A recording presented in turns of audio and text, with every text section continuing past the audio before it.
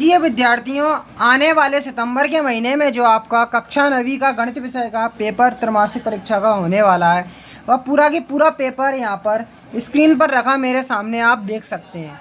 देखो, जो विद्यार्थी पिछले वर्ष इस चैनल से जुड़े हुए हैं वह जानते हैं कि हमारे चैनल से 100% पूरे की पूरे जितने ही प्रश्न बताते हैं वह आने वाली त्रैमासिक परीक्षा में देखने को मिले हैं।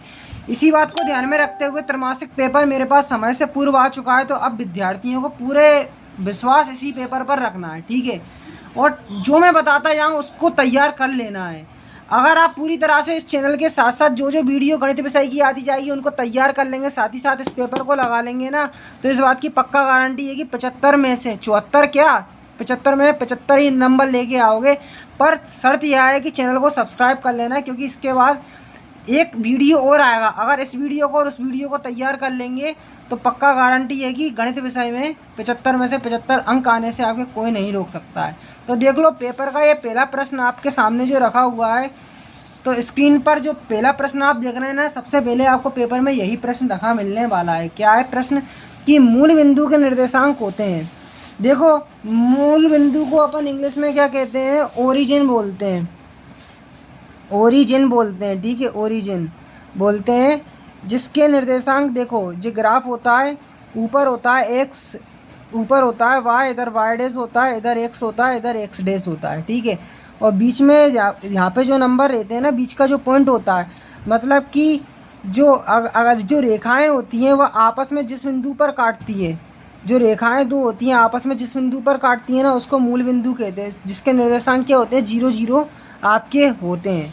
तो यहाँ पर 0 0 आंसर जो है ना वो बिल्कुल सही हो जाएगा। देखो विद्यार्थी, यहाँ पे मैंने राइट लगा दिया, इसको मिटाना पड़ेगा।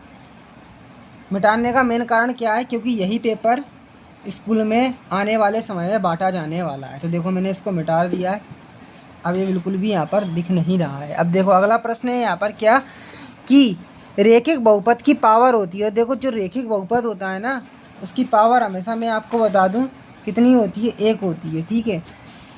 यहाँ पर देखो, इसमें ऑप्शन दिया है 0 2 1 3, यहाँ पर 1 इसका आंसर होगा। मैं पेंसिल बिल्कुल नहीं चलाऊंगा इस पर।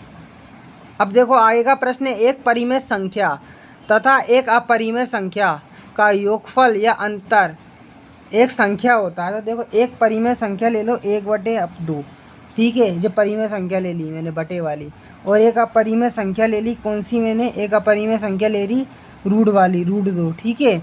अब इनका कर दिया मैंने योग, ठीक है। अब इसको अपन सोल्व करते हैं, ठीक है। तो ये 2 नीचे का बेसिक ही वैसा, ये 2 आ गया, इनका एलसीएम, ऊपर 1 बचेगा और ये ऊपर 2√2, ठीक है, और इधर 3√2/2, ठीक है, ये आ गया अपना। अब देखो, तो ये क्या होगा आपको बताना है। तो देखो, ये बटे हुए हैं, अभी भी रूट में ही है, तो ये आपका जो होगा ना, अभी भी रूट में ही आंसर आ रहा है, तो ये अपरिमेय संख्या ही होगा, ठीक है। ये आप समझ जाएं कैसे हुआ अपरिमेय संख्या, क्योंकि आंसर जो आ रहा है ना रूट में ही आ रहा है। तो हमें इसको मिटाना पड़ेगा, ठीक है। अब यहाँ पर अगला प्रश्न आपको मैं बता देता हूँ। यहाँ पे क्या है कि एक रेखिक समीकरण y बराबर 3x + 5 का हल है।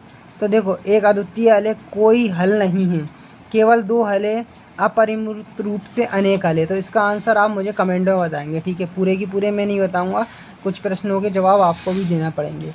किसी त्रिभुज के तीनों अंत कोणों का योग होता है तो 180 डिग्री होता है। देखो, आपको मैं बता दूं कि जो पेपर होता है ना आपका, उसमें कुछ प्रश्न ऐसे रहते हैं कि जो आपके सिलेबस से बाहर रहते हैं, ठीक है, वो आपके ब्रिज कोर्स के होते हैं, मतलब कि पुरानी कक्षाओं के।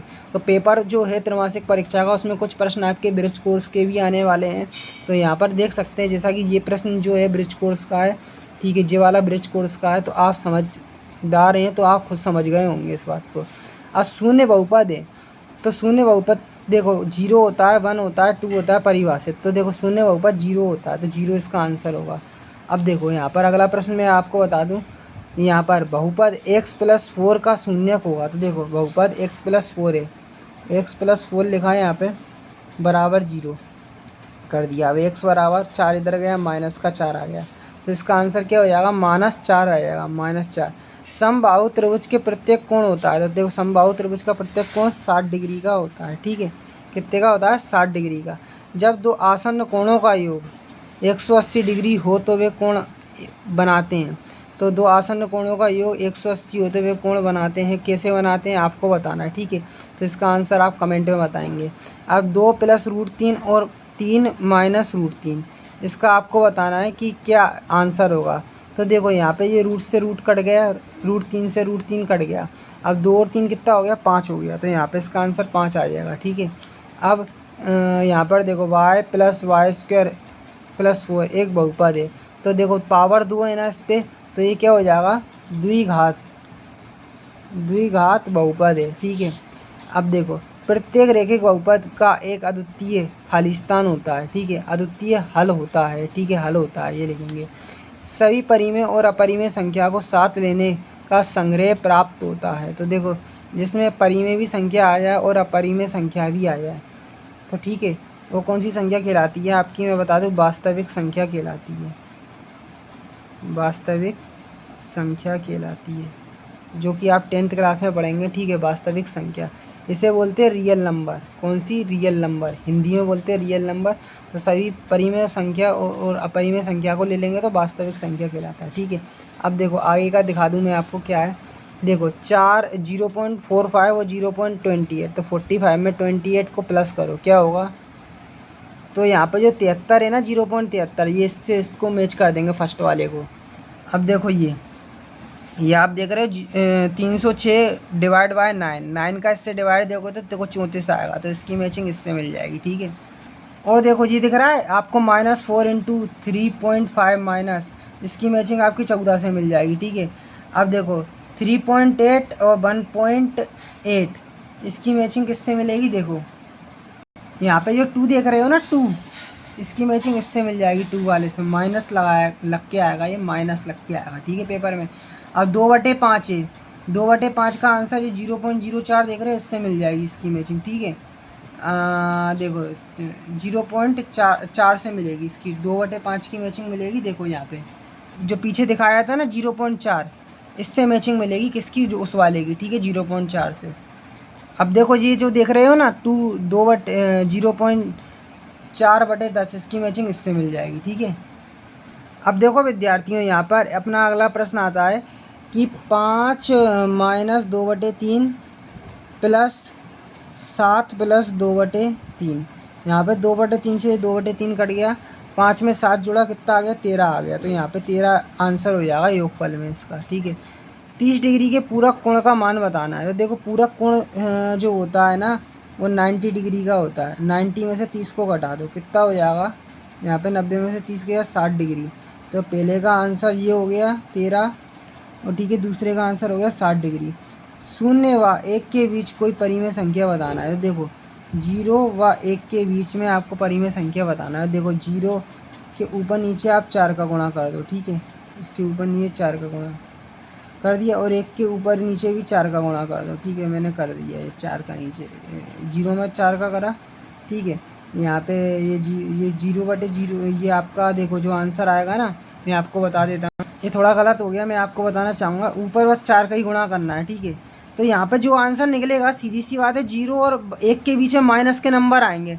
तो -1, 1/2, माइनस का 1/3 माइनस वाले नंबर लिख देना जो भी होंगे, ठीक है, 0 और 1 के बीच के। तो ये मान के चलो कि -1/2 -1/3 ये आप लिख सकते हो आंसर में, ठीक है। अब देखो ये देखना, ये चीज़ समझने लायक है कि 2 और 3 के भुज का मान बताना है। तो देखो 2 और ये 3 लिख दिया मैंने। इसमें जो पहला नंबर होता है वो भुज होता है, ठीक है, और दूसरा नंबर होता है उसको कोटि के नाम से जाना जाता है, ठीक है। तो यहाँ पे भुज क्या हो गया आपका, भुज आपका 2 हो गया, ठीक है, ये आपका भुज हो गया। और कोटि की बोले तो 3 बोलेंगे, ठीक है। परिमेय अपरिमेय संख्या का एक उदाहरण बताना है। तो देखो अपरिमेय संख्या का उदाहरण क्या लिखेंगे, √2, ठीक है, √3, ये अपरिमेय संख्या का आपका उदाहरण हो जाएगा, ठीक है। अब देखो यदि x + 5 बराबर 7 हो, x + 5 बराबर 7 हो, तो इसमें x का मान निकालना है। तो x बराबर 7, ये 5 इधर आके माइनस का हो जाएगा, x बराबर 7 में से 5 गया, 2 बचा, तो x बराबर 2 आ गया। तो यहाँ पर इसका मान x का क्या हो जाएगा, 2 हो जाएगा। अब देखो सत्य सत्य बताना है यहाँ पे √23 एक परिमेय संख्या है तो ये गलत हो जाएगा, अपरिमेय हो जाएगा, ठीक है। अब √AB, यहाँ पर √A और ये √B हो जाएगा, तो ये कथन आपका मैं बता दूँ सही हो जाएगा। 0 सबसे छोटी प्राकृत संख्या है, तो प्राकृत संख्या कौन सी होती है जो हमें प्रकृति में दिखाई देती है, तो 1 से शुरू होती है, 1 से लेके 9 तक होती है, ठीक है। तो देखो 1 से लेके 9 तक हो रही है, पर 0 नहीं है, तो ये 0 होल नंबर में आ जाता है, ठीक है। 0 नहीं है, 0 यहाँ पर गलत है, ठीक है। 70 के सभी गुणनखंडों का माध्य 9 है, तो ये आपका कथन क्या हो जाएगा, कमेंट में बताओगे। माध्य ही केंद्रीय प्रवृत्ति की माप है, तो ये कथन बिल्कुल सही है, ठीक है। तो ये आपने रहे ऑब्जेक्टिव टाइप जितने भी क्वेश्चन है वो मैंने आपको बता दिया। अब देखो 2 अंक वाले पेपर के प्रश्न देख लो जो कि पेपर में आपके आने वाले हैं। तो प्रश्न है परिमेय संख्या 5/7 के 3 अलग अलग परिमेय संख्या ज्ञात करना है, ठीक है। परिमेय संख्या किसे कहते हैं ये पूरा आप देख लें, गुणनखंड करना है, इसका आपको फैक्टर निकालना है, इसका आपको फैक्टर निकालना है। अब देखो प्रायिकता चैप्टर से जो क्वेश्चन देख रहे हो ना, ये ब्रिज कोर्स का लिया गया है, ठीक है। तो अपन देख लेते हैं। यदि 3 सिक्कों को पुनः एक साथ उछाला जाए तो दोनों तरफ दोनों की चित्त आने की प्रायिकता बताना है। एक क्रिकेट मैच में महिला बल्लेबाज 30 गेंदों में 6 बार चौका मारती है, चौका ना मारे जाने की प्रायिकता। देखो अगर आपको इसका आंसर नहीं मिल रहा तो एक बार गूगल कर लेना, गूगल पे मिल जाएगा, ठीक है। संख्या 6, 72, 120 का अभाज्य गुणनखंड निकालना है, HCF ज्ञात करना है, ठीक है, अभाज्य गुणनखंड विधि से। तो देखो यही ब्रिज कोर्स का है। 2x² + 3x + 1 को आपको 2x से भाग देना है, तो देखो कैसे करेंगे, देखो मैं बता देता हूँ आपको करके। 2x² 3x + 1, ठीक है, बटे x + 2, ये 8 क्लास का है, ठीक है। अब देखो यहाँ पे 2x² है प्लस 3x है, ऐसे कोई 2 नंबर लो जिनको जोड़ो घटाओ तो 3x आए, गुणा करने पे 2 आए। तो देखो अगर मैं यहाँ पे 2 में 1 को जोड़ता हूँ, ठीक है, 2 में 1 को जोड़ता हूँ तो 3 आएगा, और 2 एकम 2 आएगा। तो देखो 2x + 1x ले लिया मैंने, प्लस 1 कर दिया, ठीक है, x + 2 है, वैसी की वैसा लिख दिया। अब यहाँ से कॉमन क्या मिल रहा है मेरे को, 2x मिल रहा है, 2x बाहर कर दिया, इधर अंदर एक अकेला x बचा और इधर 1 बचा, इधर से 1 कॉमन निकाल रहा हूँ मैं, 1 निकाल लिया, इधर x + 1 बचेगा, x + 2 नीचे का वैसी की वैसा, ये वैसी की वैसा नीचे का। अब यहाँ पे ये दोनों कॉमन आ रहे हैं, ठीक है, तो x + 1 मैंने कॉमन निकाल लिया, और दूसरे तरफ से क्या मिल रहा है, 2x + 1 मिल रहा है, ठीक है। और यहाँ पे देखो आप इधर मिल रहा है x + 2, ठीक है। ये आपका ये जो क्वेश्चन है ये कुछ इस प्रकार से आप सोल्व आउट करोगे, ठीक है, इस तरह से आप ये करेंगे।